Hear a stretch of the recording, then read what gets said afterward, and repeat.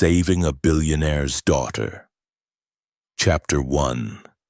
The Knock That Changed Everything. One phone call tore up Terry Johnson's quiet Tuesday night like a dog ripping through the trash. He was wiping down the sink in his two-bedroom on Clover Street, thinking more about leftover mac and cheese than anything deep when the call came through on speaker. "Mr. Johnson," a silky voice said, "have you seen a young woman named Maya?" Terry blinked at the sudden formality. Who's asking?" The line went dead. No explanation, no name, just that single question hanging in the air like bad perfume. Before Terry could shake it off, thunder rattled the windows and somebody pounded on the front door. His 8-year-old son, Malik, yelled from the couch, "Dad, did Amazon start using sledgehammers?" Terry cracked a smile. Kid had jokes. But the pounding kept going. He opened up, ready to send whoever it was back into the rain, when he saw her. Thin frame, soaked curls plastered to her cheeks, eyes flicking around like she expected the storm itself to reach out and grab her. She stuttered. "My phone died. My ride dipped on me. I just need somewhere dry till morning." Terry's common sense yelled, "Don't do it, man. Single black dads don't get mulligans for bad decisions." But Mama's voice, soft, stubborn, said, "You know better than to leave God's children out in a storm." So he moved aside. Name's Terry, bathrooms down the hall, towels on the dryer. "Malik, grab the girl some sweats, would you?" Malik sprinted off like he'd just unlocked a side quest. 10 minutes later, they sat at the wobbly kitchen table, rain chewing at the roof. She introduced herself as Maya King, 22, college student, wallet gone, pride in shreds. She spooned mac and cheese like it was fine dining, mumbled thanks between bites, and every time lightning flashed, she flinched. Terry tried light conversation, sports, school, ugly weather, anything to make the kitchen feel less like a police lineup. But Maya's answers stayed short, careful, rehearsed. He noticed her shoes, designer kicks, scuffed but pricey. Girl who claimed she'd lost everything still rocked a pair that cost more than his car note. Malik, oblivious, showed her his prized Lego fire truck. She laughed, real genuine, like the sound surprised her. Terry caught that laugh, tucked it away, wondered what kind of life made joy feel like contraband. Midnight crept past. The storm kept roaring. Terry offered the couch. Maya insisted she'd sleep sitting up by the door. "So I won't bother nobody." Terry shook his head, pulled out fresh sheets anyway. At 2 a.m., the same unknown number rang again. Terry silenced it, stared at the screen, felt a chill slide down his spine that had nothing to do with the busted heater. That night he lay awake, farmhouse clock ticking too loud, questions stacking higher than the dishes. Who was Maya running from? Why did some smooth-talking stranger think she'd end up here? And what kind of trouble had he just invited into his small, already fragile world? He drifted off only when dawn brushed the blinds, unaware that the knock he'd answered would be the first domino in a line long enough to shake every corner of Clover Street, and maybe the whole city, before it was through. Chapter 2. The Storm After the Storm. Terry woke up late, headache drumming like kids on a lunch table. The rain had quit, but wet leaves stuck to Clover Street like gum on sneakers. He shuffled into the kitchen and found Maya flipping pancakes like she owned Saturday morning cartoons. Malik sat on the counter grinning through syrup. "Figured you could use breakfast," Maya said, trying to sound casual. Her voice cracked on the word breakfast like it was heavier than bacon grease. Terry nodded, half awake, half worried. He noticed her wristwatch, a thin gold band with diamonds no broke college student would ever flex. He noticed how she kept glancing at the window, checking the street the way folks check a pot they expect to boil over. They ate, they joked. Malik tried to tell a knock-knock joke that ended somewhere in space. For a hot minute, life felt normal. Then Terry's phone buzzed with back-to-back alerts. First text, from the bank. Unusual activity detected, card frozen. Second, from the school district. Payroll issue, your deposit delayed. Third, a voicemail from an unknown number. You tried to play hero, now watch your world crumble. Terry swallowed hard, tasted metal. Maya noticed his face fall. Malik noticed too and went quiet like a light switch. Terry forced a joke. Looks like the universe put me on timeout, but no one laughed. Around noon, the mail carrier slid a thick envelope under the door. Inside was a letter from Child Protective Services, stamped urgent in red. An anonymous caller claimed Terry exposed Malik to dangerous strangers. CPS wanted a home visit Monday. Terry's ribs tightened. He'd grown up in foster care. He knew that agency's knock better than the beat of his own heart. He went to the sink, splashed water on his face, stared at his reflection in the greasy window. Not today, Lord, he muttered. Not today. Maya came up behind him, voice soft. This is my fault, isn't it? Fault's just a fancy word for life happens, he said, trying to sound wise, but his hands shook. That afternoon, a black SUV crawled down the block, tinted windows, engine purring like a big cat. It parked across the street and sat there, humming. Malik pressed his nose to the glass. Dad, that car looks like it eats other cars. Terry chuckled, but only to keep from cussing.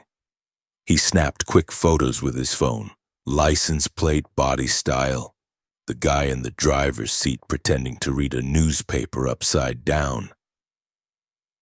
Then the strangest thing. Maya walked to the front door, pulled it open, and stepped onto the porch. The SUV peeled off so fast it left a skid mark on Terry's last good nerve. She came back inside, shaking, eyes glossy. Terry lowered his voice. Who are they, Maya? She hugged herself like she was cold. People my father pays to fix his problems. Malik blinked. Your dad sends cars to fix stuff? Must be nice. Nobody laughed. Terry grabbed a shoebox from his closet. Old bills, parking tickets, a stack of worn notebooks. He slid Maya's thank you note inside, along with the CPS letter, bank text, payroll email, and the blurry photo of the SUV. He added a sticky note. Save everything. Maya watched, puzzled. He looked her dead in the eye. Folks with too much money think fear is a toolbox, but fear cuts both ways. We document, we survive. That night, while Malik slept clutching his Lego fire truck, Terry set 3 cheap cameras around the house, living room, hallway, front porch. He wrote timestamps on fresh pages, logged every noise, every car, every stray phone call. He wasn't sure if he was building a shield or a sword, but he knew one thing. Storms don't end because the clouds leave. They end when the ground stops shaking. And Clover Street was still trembling. Chapter 3, The Counterattack. Sunday rolled in slow, humid, and mean, like it had nothing better to do than sit on Jackson and sweat the hope out of folks. Terry fried chicken thighs for lunch, extra crunchy, little joy never hurt, and waited on his cousin Rochelle to arrive. She barreled up the driveway in a cherry-red Kia Soul that roared louder than it looked. Law school did not dim her country thunder. Rochelle stomped inside, hugged Malik, sized up Maya with eyes that could weigh sin. "You the storm girl," she said, not a question. Maya nodded, shrinking a little. Terry cleared his throat. "Roach, we ain't here to judge. We here to plan." They sat at the kitchen table, which now looked like a crime lab. Sticky notes, printed emails, screenshots, timestamps, even the CPS envelope taped down like a bug in science class. Rochelle pulled out her laptop, typing faster than most folks breathe. "Full name," she demanded, eyes still on Maya. Maya exhaled, shoulders dropping. "Amaya Goldie Bell." Terry blinked. "Goldie?" "It's Grandma's middle name," she mumbled, embarrassed. Rochelle didn't smile. "Daddy is Harrison Bell. Net worth north of 300 mil, owns Bellgate Holdings, 2 sports teams, half of downtown Memphis." Malik whistled. "That's like more than 10 PlayStations." Rochelle cracked the first grin of the day. "Way more, kid." She turned back to Terry. "Your boy's lunch account ain't the only thing on freeze. Harrison's got lawyers on retainer like folks got Netflix." Terry rubbed his chin. "Lawyers bleed green like everyone else. They just use fancier Band-Aids." Maya dug a flash drive from her pocket, small as a tooth but heavy with consequence. "I pulled what I could before I ran. Emails, bank wires, audio. Dad pays private eyes to scare off any unapproved suitors. He calls it pest control." Rochelle plugged it in. "We get a judge to peek at this. Harrison's gonna wish he'd just stuck to termites." But then the doorbell rang. Loud. 2 short, 1 long. Cop knock. Terry's stomach flipped. CPS, right on schedule. He opened the door to a tall woman in a gray blazer, badge swinging like a pendulum. Behind her stood a policeman, hand on belt. "Mr. Johnson, we're here regarding a report of an unsafe environment." Polite words, sharp teeth. Terry stepped aside. "Ma'am, you mind if we record? Transparency keeps everybody honest." He pointed to the cheap camera on the shelf, blinking its red dot like a heartbeat. The agent hesitated, glanced at the cop, then nodded. They walked the rooms, checked the fridge, peeked in Malik's closet. Found nothing scarier than mismatched socks. Meanwhile, Rochelle emailed copies of Harrison's threats to 3 reporters she knew from law school and CC'd the state attorney for flavor. When CPS left, the cop actually tipped his hat. "Nice home, sir. Good luck." Door clicked. Rochelle exhaled. "He's throwing mud, hoping something sticks, but mud leaves prints." That night, Terry sat on the porch, sweat cooling on his neck, watching lightning bugs tag each other over the grass. Maya joined him, legs tucked up, face soft in the porch light. "I never meant to drag y'all into this," she whispered. Terry sipped sweet tea. "Life's a hallway with busted lights. Sometimes you walk somebody through so both of you don't trip." She laughed, quick and shaky. "You talk like my grandpa." "He sound handsome?" Terry grinned. Inside, Rochelle printed out emergency petitions. Malik snored on the couch and the cameras kept blinking, silent witnesses ready for war. Because Terry Johnson understood storms now. They didn't scare him. They told the sky's secrets. And the louder Harrison Bell thundered, the more the whole world would hear every crooked word. Chapter 4. A Trap for the Trap. Thursday dawn crept in quiet like the city was holding its breath. Terry sipped day-old coffee, eyes locked on the laptop where all 3 camera feeds glowed. Rochelle had spent the night wiring mics under vents and hiding a GoPro inside Malik's dinosaur lamp. Tech might have been cheap, but truth loved a bargain. At 9:36 a.m., the black SUV rolled back. twin exhausts, coughing attitude. Two men in gray coveralls climbed out, carried a cooler and a toolbox bigger than a toddler. Terry muttered, "Pest control, my behind," and hit record on every device in the house. The taller guy picked the back door lock in under 10 seconds. "Boss says dude's at work," he grunted. The short one popped the cooler, pulled out 3 sandwich bags stuffed with white powder. "Kids' room first. Nothing hits the heart like endangering a child." Terry's jaw flexed. On screen he saw the man tiptoe past Malik's Avengers poster, lift the mattress, slide a bag underneath. Rochelle leaned over his shoulder. "We got them. Just breathe." At 9:59 her phone buzzed. A friend inside JPD whispered that an anonymous caller, Harrison himself, voice disguised but ego showing, had reported drugs at Terry's address. Units were en route. Rochelle texted back, "Send Detective Slater, tell him cameras are live." 10 minutes later, blue lights danced outside Clover Street. Officers stormed in, guns holstered but hands tense. The fake exterminators froze like video on bad Wi-Fi. One cop shouted, "Jackson PD, hands where I can see him." The tall guy dropped the baggie. Powder poofed like cheap magic. Detective Slater entered last, cool as sweet tea in July. Rochelle met him at the door, flash drive in hand. "Full footage, real time. Chain of custody starts now." Slater plugged earphones into Terry's laptop, listened to the intruders discuss Mr. Bell's direct orders, and let out a low whistle. Meanwhile, Terry guided Malik out from the neighbor's house across the street. The boy asked, "Dad, why are police in my room?" Terry answered, "They're cleaning up other folks' trash, champ." Across town, Harrison Bell sat in a mahogany office lined with trophies he never earned. He dialed a burner ready for an update. Instead, Detective Slater's voice answered, polite but sharp. "Mr. Bell, this is regarding an ongoing conspiracy investigation.